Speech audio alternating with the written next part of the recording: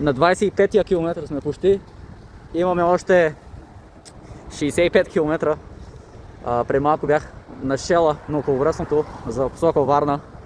Тъмън като се качваш на магистралата и в момента съм при някакви много яки магазини. Но живо здраво се надявам да мина разстоянието, че става тъмно. Но елхамдулилlah, камо ли всичко, си направих молитвата и вярвам, че това ще ми донесе спокойствие, докато карам тази вечер, тъй като минават бързи коли и е малко опасно. Но да, всичко друго ще се нареди, иншаллах. Селам алейкум. Добър вечер. Тък му завърших частта с колоезденето от днескашния Ironman. Честно казано, не съм очаквал да не кажа толкова трудно, но толкова времеемко.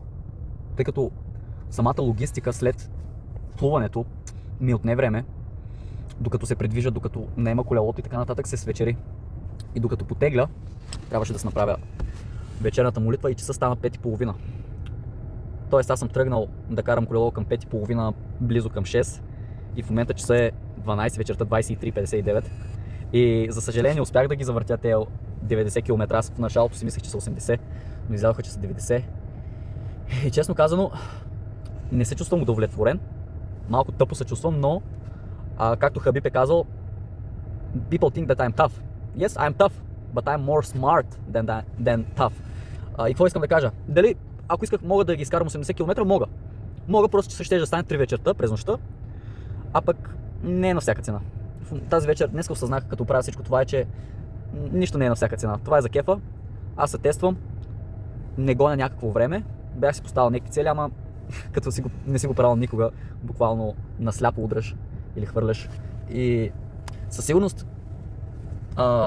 не е това, което очаквах, но беше даже по-готино от това, което мислех, че ще бъде, защото се чилвах, почивах си, разкарвах се.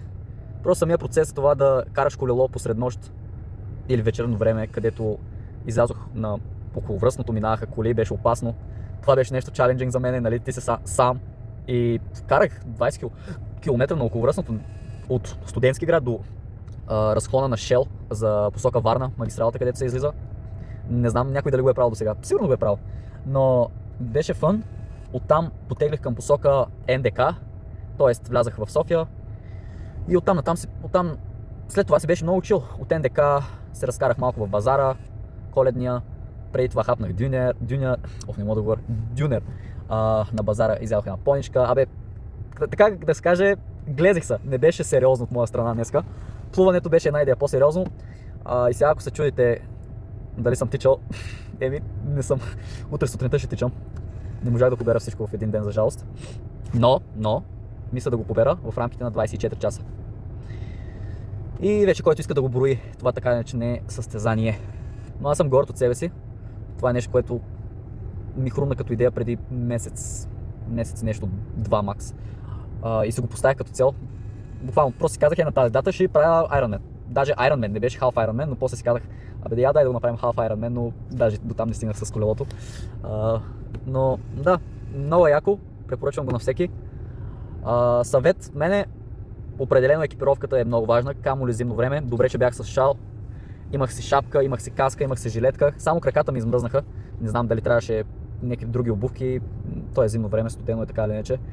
И така имах раница от Бад Васко, много съм благодарен, да е жив и здрав, където си слагах електролити, снакове, водичка и така нататък. Това е също много важно, а за плуването една шапка ви стига. Но да, нутришъна си е ключово. Гледайте да пиете вода, приемайте кофеин, въглехидрати. Днеска съм ял, по едно време се спрях да ям по 2-3 пъти. Бая добре заредих. И така, да сте живи и здрави и се виждаме утре на тичането. Винаги намирам начин. Влязох в гората, помислих, че е задънена улица. Щях се връщам наобратно, но слава богу, намерих път. Малко като мечка. Сега ще изляза на главния път. Страхотно. Понеделник сутринта, когато всеки отива на работа, аз стоях в природата и съм на път за 21 км. Иншаллах. На 16-я километър съм. започнах да крампирам, имах за цел да финиширам в рамките на 24 часа да си изпълня триатлона, Ironman, половина ям, но малко повече набрах скорост, тъй като се качих от железница нагоре и вече слизам надолу и поддържах пейс някъде 4 метра в секунда, но усетих просто бедрото как ми се стяга и си казах, нищо не е на всяка цена. Нали? Здравето пред някакво време, което аз съм завършил 10 минути по-късно, няма значение. Но ако сега разтегна и после 2 седмици не мога да се възстановя или това ми попречи да тренирам 1 месец, тогава вече ще има значение. Затова спрях. Бат Васко да е жив и здрав, благодарение на неговата раница. То бях си сложил гелче и електролити, даже съм забрал, че ги имам. Си виках, дано да имам нещо и извадох те и скитъл с бомбони. И се почерпих малко. Сега изпих малко водичка. Последни 6 км вече приближавам център на Желеблиско.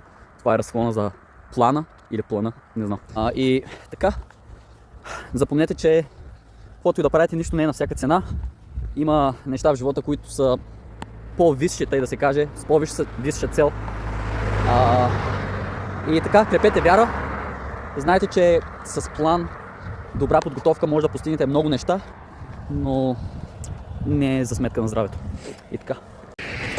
قول الصوارم كي تسترد المظالم حتى الأراذل ساموا رسول أهل العزائم القول ساموا رسول أهل العزائم القول قول الصوارم كي تسترد المظالم أراذل ساموا رسول أهل العزائم.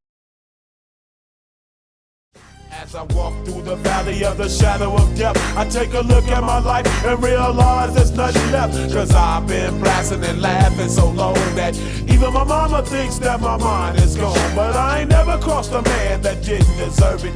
Me be treated like a punk, you know that's unheard of. You better watch how you're talking and where you're walking, or you and your homies might be lying in chalk. I really hate the trip, but I gotta low. As they croak, I see myself in the pistol smoke. Fool, I'm the kind of G the little homies wanna be like, on my knees in the night, saying prayers in the street light.